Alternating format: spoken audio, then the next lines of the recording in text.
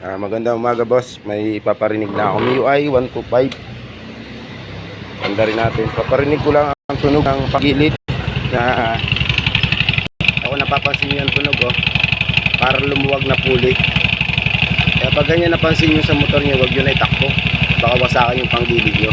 Ibig sabihin ang problema nya wala sa makina, nandito sa panggilid. Ayan, napapansin nyo yung tunog. Ayan, parang mayroong nagkikiskisan sa doon. Wala sa torque drive yan, sa pulley lang. Sa pulley lang may problema dyan. Pwede yung bola niya, good na, or yung slider piece, or lumuwag yung panggilid. Kaya pag nagkaya, huwag yun na itakbo. Kasi tatakbo na, dapat ito na mga. Sabi ko, huwag na muna po. Huwag muna natin yung panggilid. MIUI 125. Ambos lang. Yan. Parang tip ko lang sa inyo pag nagkagalito yung motor nyo, huwag nyo natakbo. Marunong naman kayo magpaklas nyo na. Para hindi kayo gumastos sa malaki.